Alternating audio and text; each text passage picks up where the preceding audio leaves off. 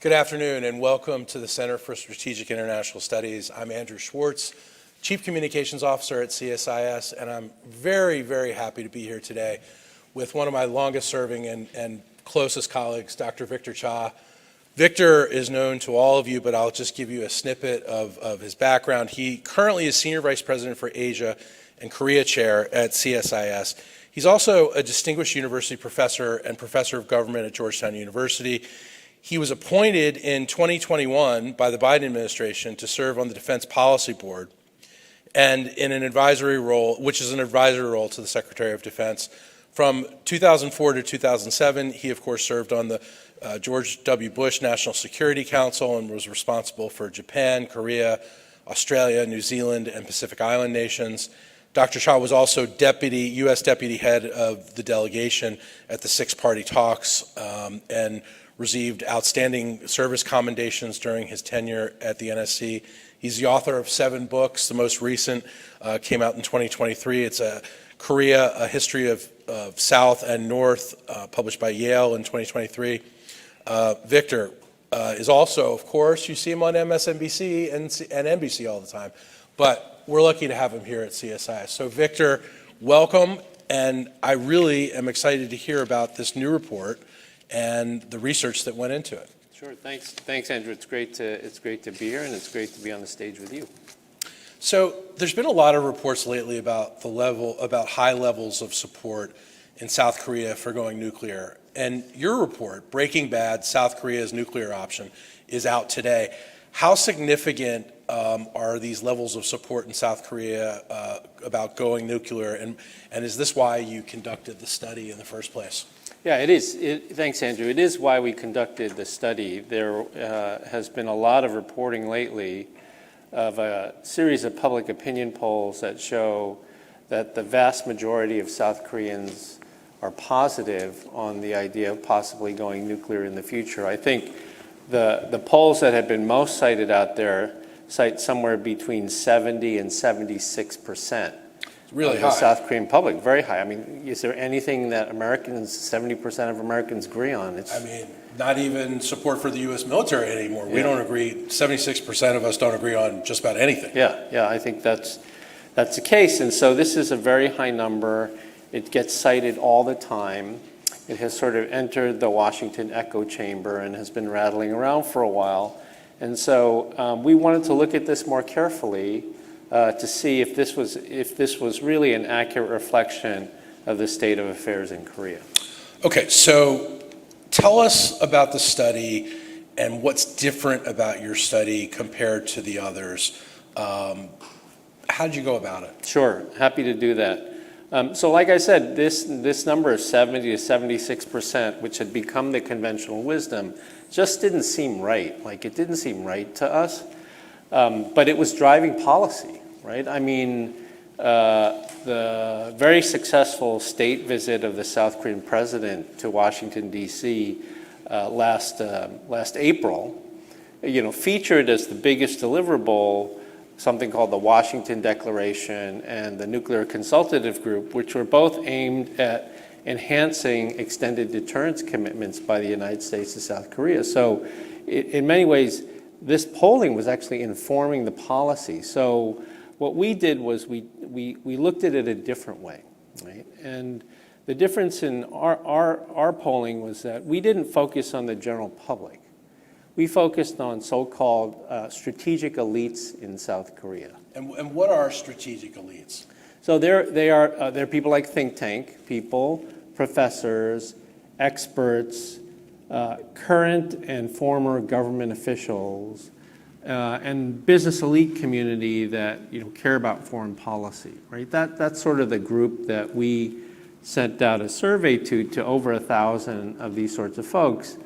And the rationale for that is that there is a body of literature out there, scholarly literature that says public opinion matters, undeniably it matters, but when it comes to decisions of national security decision-making, grand strategy, these decisions by governments actually better reflect the state of thinking among strategic elites rather than the general public. Right. right? And so that was the group that we tried to target with this particular survey. So you're trying to better understand how policymakers will get their inputs and not just from the mass audience. That's right. I think that's right. I mean, I think it's fair to say that in most cases, I mean, again, we're not trying to discount public opinion. It's very important, especially in this day and age. It's very important.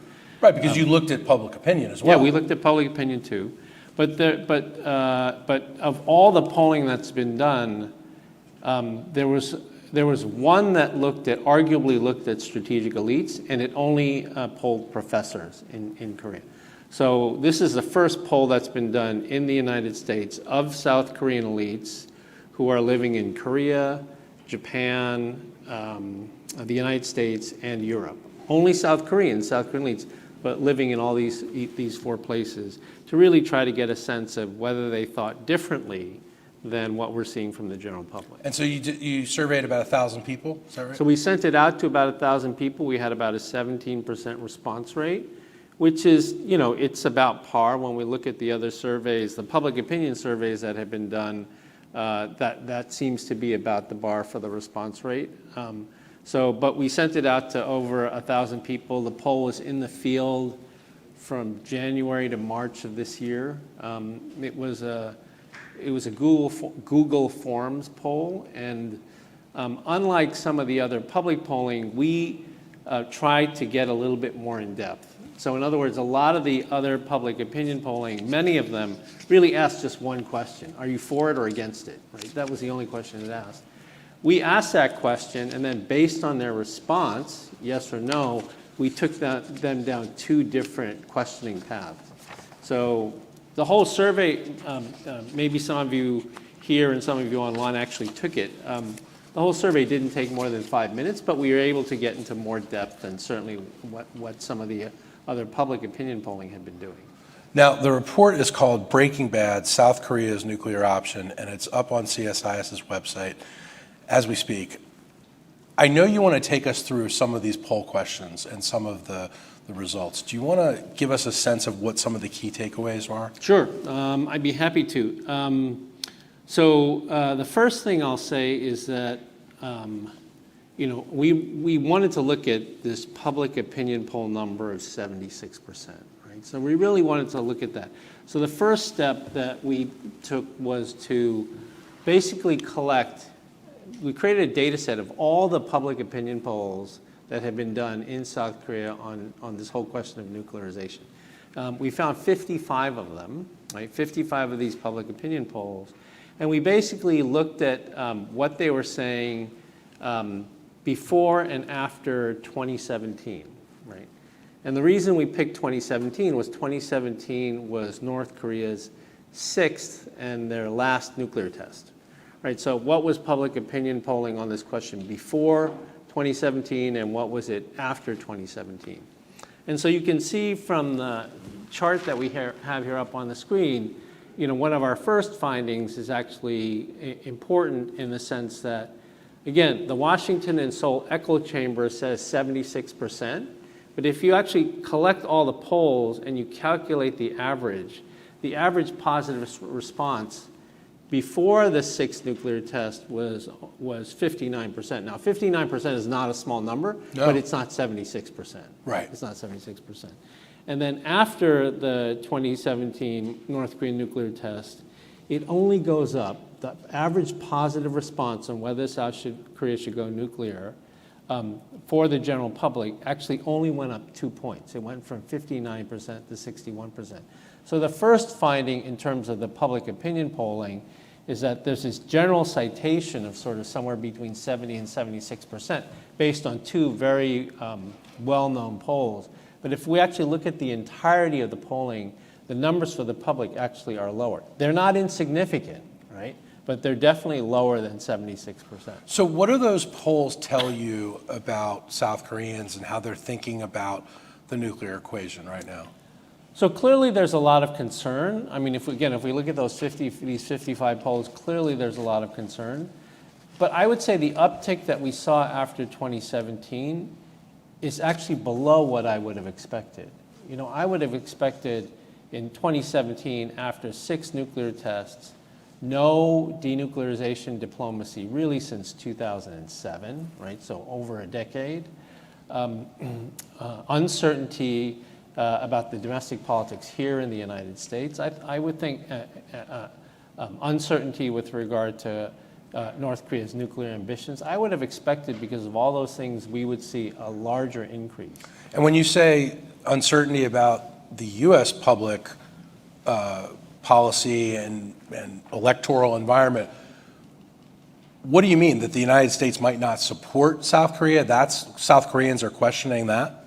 Yeah, I mean, I think that they have seen, they've seen some swings in our foreign policy over the past couple of administrations, and I think they worry. They worry about the future of our domestic politics and whether we will go back to an America First policy, decoupling. And they're watching what's going on in Ukraine. Yeah, and they're watching what's going on in Ukraine. They're seeing what's happening with China, right? So there's a lot of things out there that worry them. But again, the uptick is, much lower than we would have expected. So it's not 76%. It's actually 61%, which is not an insignificant number. But that was sort of the first finding that was noteworthy compared to what the conventional wisdom has been. Okay, so then moving on, the next thing is you spoke to these elites. Right. And you got a sense of where they were coming from. Tell us about that. Right. So we polled these strategic elites, as I said. We sent it to over 1,000 of them. And the first question we asked them was this question of whether you agree with the following statement: should South Korea have nuclear weapons? Right? And so as you can see, what we found is that 34% said yes, 53% said no, and 13% said I'm not sure. So in other words, 66% of strategic elites, South Korean strategic elite, did not agree with the statement South Korea should have nuclear weapons. So parallel opposite to the public opinion poll. Completely opposite to the public opinion poll, which is a significant, at least I think it's a significant finding, because it's not 76% that supported. Of elites, it's only 34%. So that's the first and main takeaway. Related to that,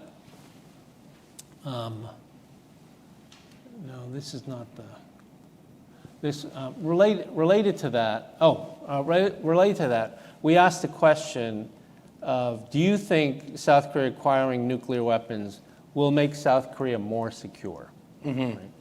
And so of those who supported nuclearization, the minority who supported nuclearization, 95% believe that it would make more secure.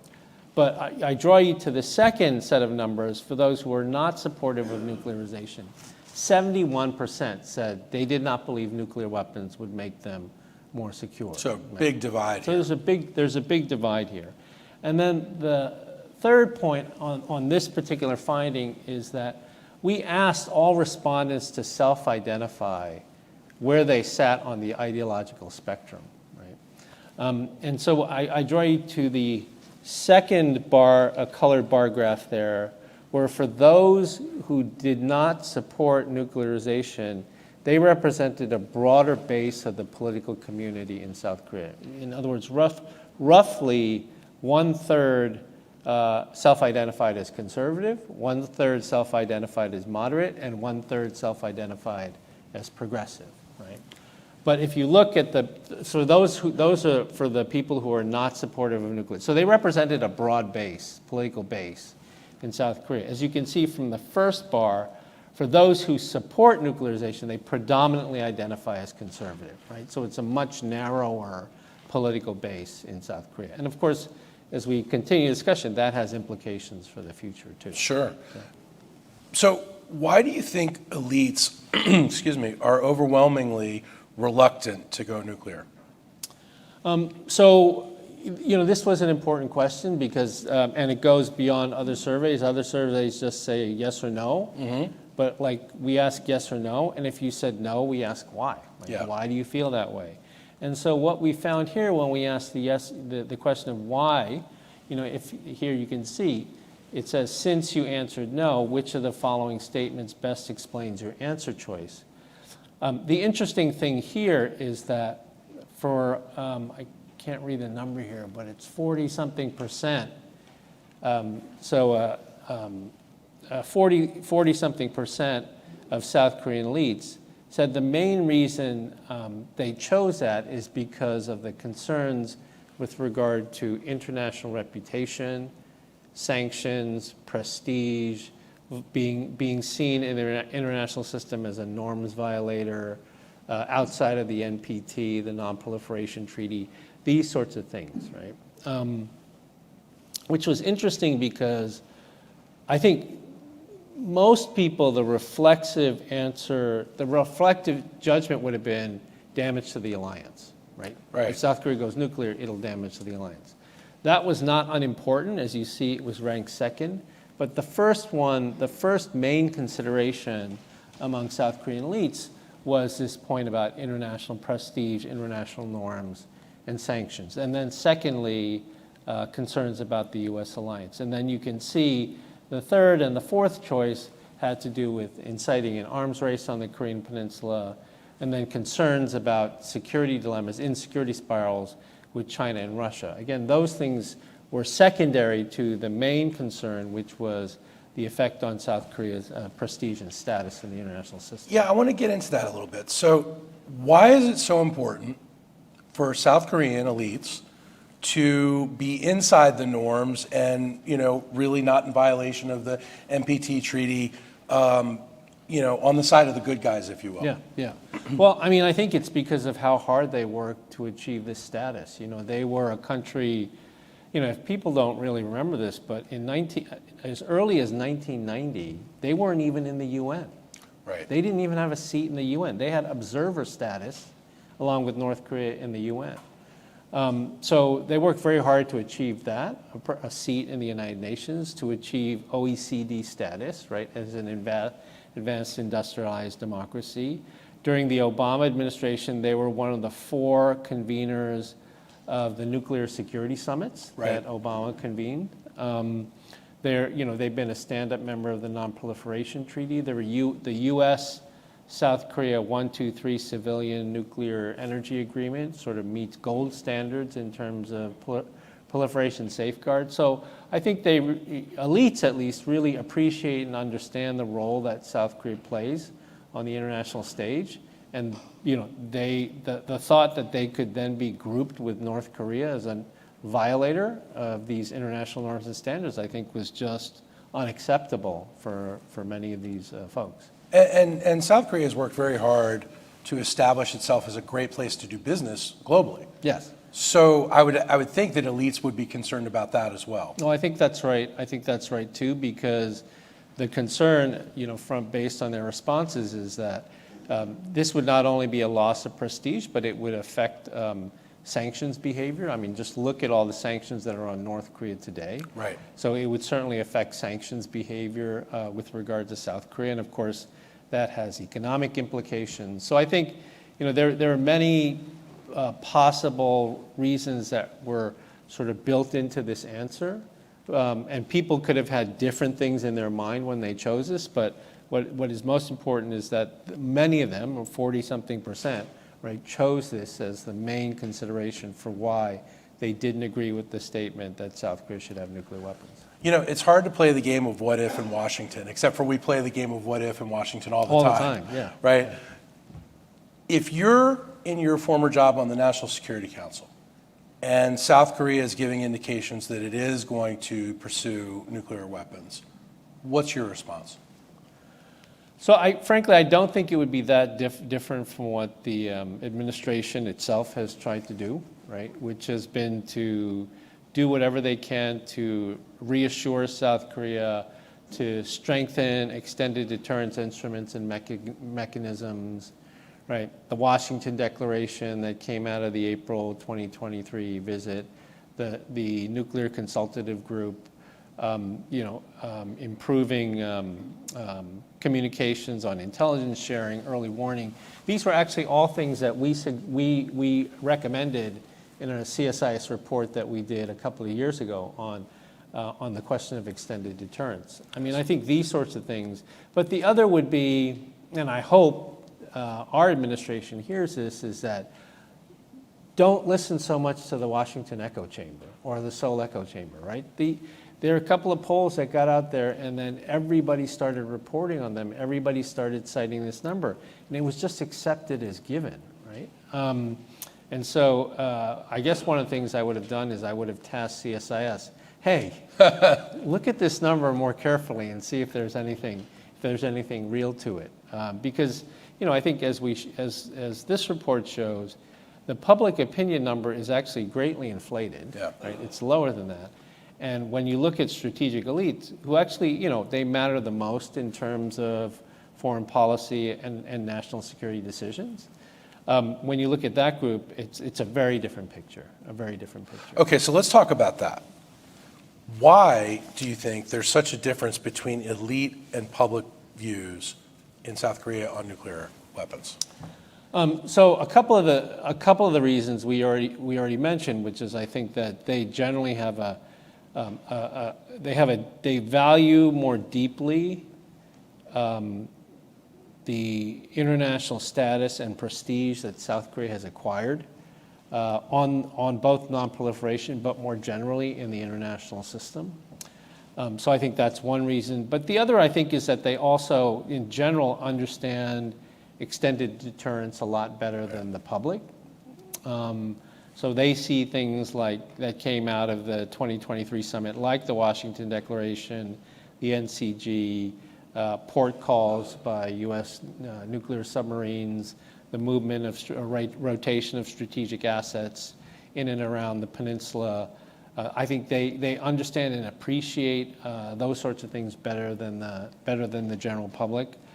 I think they also have a better understanding of conventional deterrence. I mean, the North Korean leader, after Putin's threats to NATO of first nuclear use, the North Korean leader did the same thing, repeated those sorts of first nuclear use threats. But I think, and that might scare the public, but I think elites understand the strength of the U.S.-Korea alliance and conventional deterrence, and also how the United States and South Korea would respond if there were any use of nuclear weapons on the peninsula. So I think that that's another reason that they felt that way. As I said, they care about the reputational costs. But again, I also think our polling was important because we tried to take a deeper dive, scratch beneath the surface. And who knows, if public opinion polling had scratched beneath the surface like we did, they might have come up with a different answer as well. So do you think that South Korean policymakers have some work to do with the public on this issue? Yeah, I think they do. I think they do. For one, and they admit this, they need to do a better job of communicating to the public what has been accomplished in the last 2 years, between Yoon and Biden on this particular issue. I think they sort of feel that, and I'm not trying to belittle public opinion, but understanding deterrence is very counterintuitive. So just to tell a quick story, I remember many years ago, I participated in a meeting this is when I was out at Stanford, that Bill Perry held, I think it was a World Affairs Council event at Palo Alto High School. Right? And the idea was actually to try to introduce the public to the concept of missile defense, right? The notion of missile defense, and for the public, they generally understood it to be like this shield, like Star Wars, where you could zap things out of the sky, and that enemies couldn't hit us with missiles. And this one person who was, a perfectly normal, middle-aged person, probably not deeply embedded in foreign affairs, but someone who was an educated reader, she raised her hand and she was like, I thought we had that already. Like during the Cold War, I thought we had that already. That's why the Soviets never hit us, right? Right. So, it's a, which of course is not true because we didn't have missile defense, but it was because of deterrence, right? Yes. Nuclear deterrence. The notion that mutual vulnerability, right, created stability. So, so I think some of this is counterintuitive, and it's harder to understand. They just see North Korea building all these missiles and nuclear weapons, and they think, oh, they're going to hit us at any time now. So, but of course, elites understand that, right? Elites understand deterrence, and I think that's another reason why. Okay, so is the resistance among elites permanent?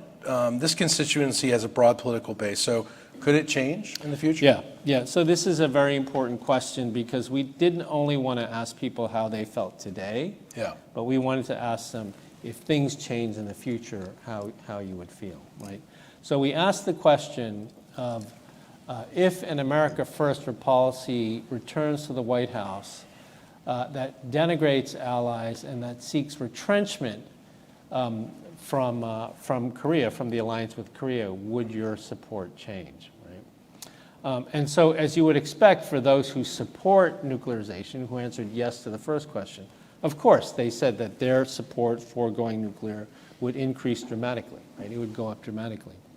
But what was interesting is that we asked for those who are not supportive of going, who said no to the first question, would your opinions change, right? If the U.S. were to decouple or to pull out troops or something like that from Korea. And here, over 51%, right? Over 51% of those who opposed nuclearization said they would change their mind. Is that right? Yeah, so over 51%. There was still a substantial group that said they wouldn't change their mind, but over 51% said they would change their mind. In addition to that, there was, in our very first question, there was a group of 13% who said they were uncertain or did not know. So completely, genuinely undecided. Of that group, that 13%, something like 83% of them said that they would change their minds too. So the point of all this is to say is that this strong bipartisan broad base of South Korean elites who are not supportive of nuclearization would change their, that sort of support is not unconditional. Interesting. Right? It's not a gift to the United States. Everything changes everything. It's not unconditional. And if the United States were to talk about decoupling or removing troops or making a deal with Kim Jong-un on just like nuclear weapons and long-range ballistic missiles, but not the short-range ones that target Korea, that would be the definition of decoupling, then this broad-based group, politically based group, that are not supportive of nuclearization, over half of them would change their view, right? Would they change? I mean, at the end of the Trump administration, there was a lot of talk about charging South Korea more for U.S. defense services and U.S. defense capabilities, and really just being the ally that we are to South Korea. Does that play into this as well? I mean, that could play into it. I mean, I think for the public, it may play into it as a form of decoupling. I think for elites, they would understand. I mean, we didn't poll this, but my sense is elites would understand the difference between U.S. demands for more burden sharing versus, as I said earlier, like making a deal with Kim Jong-un and saying, no more nuclear tests, no more ICBM tests, we're done, right? And meanwhile, they're still like doing stuff in the DMZ. Yeah. They're doing stuff in the waters off the coast of Korea. They're building, a whole new generation of sort of cruise missiles with nuclear capability, like all these other sorts of things that matter for South Korea and Japan. That would be, to me, I think that would be a bigger signal from elites that the U.S. is decoupling. So. I understand you have some other interesting findings. Do you want to take us through? Sure. I'd be happy to. So the other point about this one that I want to mention is that the other thing I think that this finding shows us is that, again, contrary to public opinion, the majority of elites, like whose opinions matter and views matter on national security and foreign policy, are pretty much from a U.S. non-proliferation perspective, are pretty much in a good space. But I think what this polling shows us is that it could shift dramatically. Yeah. And it could shift very quickly. And I say that not just because 51% of those who opposed nuclearization would then support it, but if you think about it, it's that 51% plus the ones who are already supportive of it, right? And then you already have a general public that is supportive of it, right? So if you're a political leader and you see elite opinion shift in this direction and the public is already in this space, this is my point. Things could change dramatically. And you have real alignment. Yeah. then it's you have hard to real buck alignment. that trend. That's right. That's right. So I think, that's one concern is that, I think things are in a good space right now. You got to give the administration here credit for what they've done to bolster deterrence. But it could, if the pendulum swings, it could swing very quickly. And that's the first point. The other, some of the other findings, let me offer you some of the other findings. So, I gotta take a look at this again. Oh, right. So, for those who supported nuclearization, we asked them the question, fine, you support nuclearization, how should South Korea go nuclear? How should they go nuclear? And we asked them to rank preferences. And so what became clear from this particular answer is that for those who want nuclearization, their number one choice is an autonomous nuclear capability, right? We gave them three choices: autonomous capabilities, nuclear sharing with the United States, some arrangement of, conventional precision strike capabilities for South Korea with U.S. warheads, although we didn't get into that specificity. We just said nuclear sharing. And then the third was returning tactical nuclear weapons to the Korean Peninsula. During the Cold War, the United States deployed a large number of tactical nuclear weapons on the Korean Peninsula.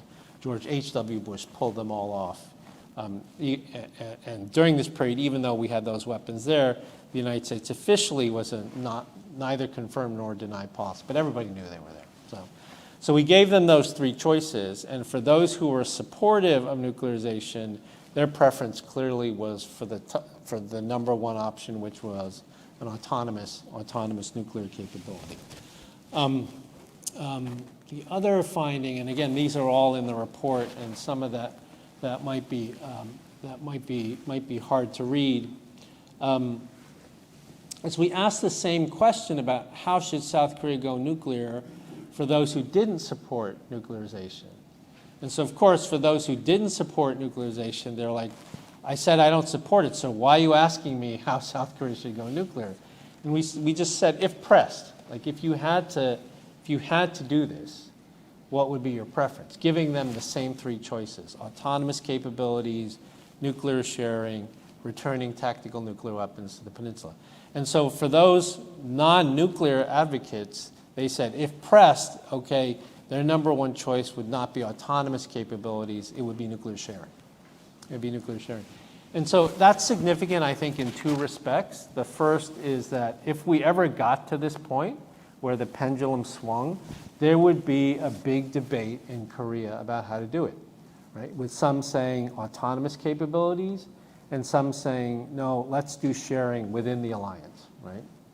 The other interesting finding, I think, from this particular question was, again, the public opinion polls have sparked a great deal of discussion at think tanks, conferences, and other places about things like returning tactical nuclear weapons. Should the U.S. return tactical? You hear it all the time, right? But one of the things that was interesting about this survey is that of our respondents, very few chose that as their first choice, right? The conversation is not about returning tactical nuclear weapons. It's actually about the first two, either autonomous or nuclear sharing capabilities. Let's see if there's anything else. I don't have the slides for this, but the other thing is that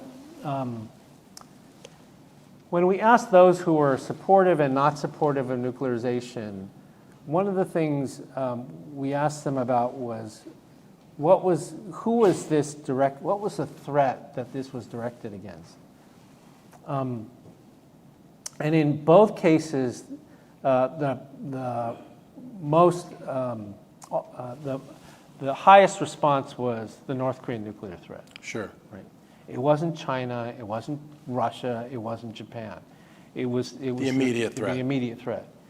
And that's a significant finding also, because it suggests that if this North Korean nuclear problem is somehow neutralized or solved, then South Korea would not see a need for nuclear weapons. Right? Interesting. I mean, so it suggests that because we didn't expect this result, but because we expected nuclear weapons are a hedge against China, maybe they're a hedge against Russia. I mean, given the state of things with Russia.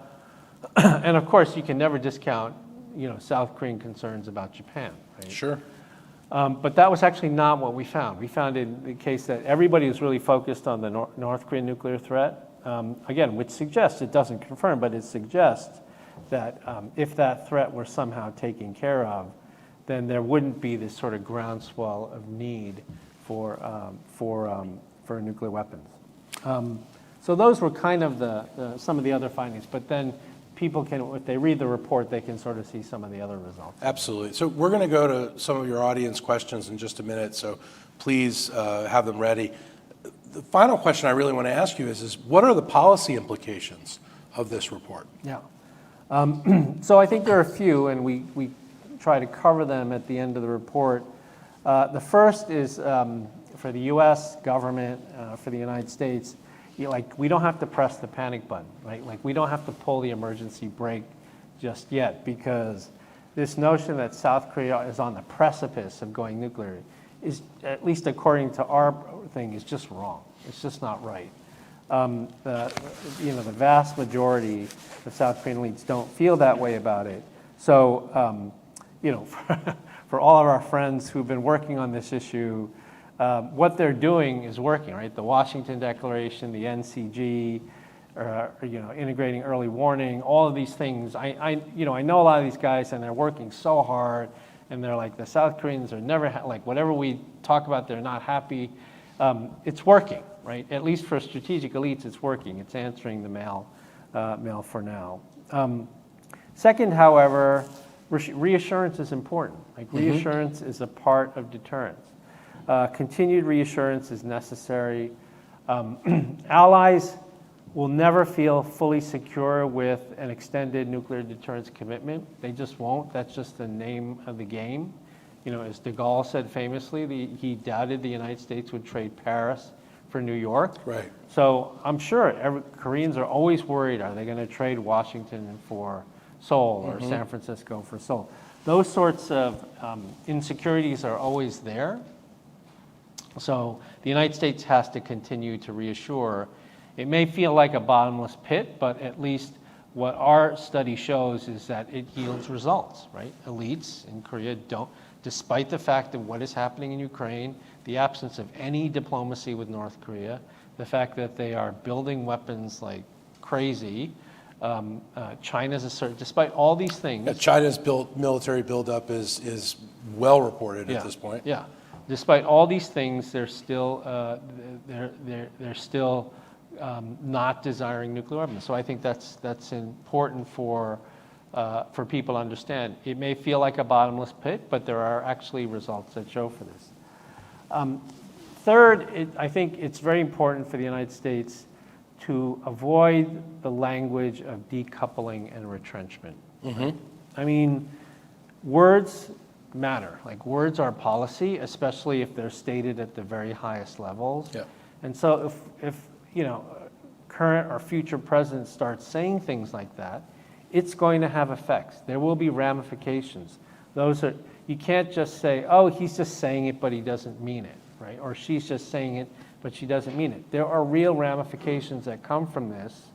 And in the case of South Korea, these are not good ramifications for the United States. Right? If South Korea if the pendulum starts to swing, that's not something that's in U.S. interests. The fourth is, as I said, we have our surveys show that 13% of South Korean strategic elites didn't offer an opinion on this. They're undecided. And so when we think about the domestic debate in Korea about nuclearization, 13%, 13 points is a lot. It's not insignificant, right? So whatever the United States says and does, it needs to keep in mind, keep account of that 13%. It has to remember there is a 13% swing vote, if you will, out there on nuclearization in South Korea that matters. That could go one way or the other. And so continuing to support and amplify voices for nonproliferation in South Korea is something that should continue to be done. And then finally, we make a point about how, and it's not just the United States decision, but how the United States should continue to support a non-proliferation role for South Korea in the global order. As I said, South Korea was one of the 4 hosts of the first generation of nuclear safety and security summits that the Obama administration did. The U.S. and others could support South Korea to have an executive role in organizations like the IAEA, the International Atomic Energy Agency. They could support Korea to have an executive role in things like PSI, the Proliferation Security Initiative, and in general also be sort of a model or a paragon for non-proliferation safety in civil nuclear arrangements. I know that there's a dispute between the United States and South Korea in this particular respect on civil nuclear. That dispute is a dispute in and of itself, but more broadly promote and support South Korea's role as a leader in sort of non-proliferation and safeguards when it comes to civilian nuclear energy. So, there are other things they could do as well, but these are just a short list of things that come out of this in terms of policy. Terrific. Audience, I want to go to your questions. Questions, please. Yes. Thank you. I would like to thank both of you for a very interesting discussion. My name is Sarkar, and I'm a student at Georgetown Security Studies program. So if I may be permitted to go a bit beyond the study, right? In the US currently, we are seeing a generational divide on certain key foreign policy issues. And I was wondering if I were to look at Korea, at the risk of mirror imaging, I was wondering whether there is also a general, a generational divide when it comes to the nuclearization question among young Koreans. And I was also wondering whether these people are well represented in the strategic elite. Because I think one of the questions that was brought up was about the long-term horizon, right? So I was wondering, in those terms, right, whether when we see these younger, generations becoming a part of the strategic elite, whether they would have a different perception of this question. Yeah. Thank you. Thanks for the question, and it's a good one and it's a fair one. I think when I would admit that when we talk about isolating and trying to measure the views of strategic elites, we're building some bias into our sample, right? Because when we think about strategic elites, we're generally thinking about people who are experts. I think, Andy, what was it, what percentage of our sample had PhDs, right? It's very high, right? Like 80%, right? So when you're talking about elites, you're already biasing the sample, right? Because you're talking about people who are accomplished, who are experts, who are published, who have policy-making experience. And again, the fact that 80% in terms of education level have PhDs tells you something, right? So I'm sure that affected, I don't have the numbers at the top of my mind, but I'm sure that also affected the age distribution of our group, right? In the sense that they tended to be older people rather than younger people. But you have a good point, which is that one other way of doing this might be to look at strategic elites, but look at sort of rising strategic elites. Yeah. Right, to look at people, grad students and right, young PhD policymakers, students, right, policymakers, so-called middlers at think tanks, right, at CSIS and others. Well, this would be in Korea, so it would be at the Korean equivalent. It might be it might be useful to do that. Good follow-up study. Yeah. Questions, please. Okay, if we have no more today, I want to thank Dr. Cha for this terrific presentation. It will be up on CSIS.org, both the presentation and this event itself. So with your applause, please thank Dr. Cha.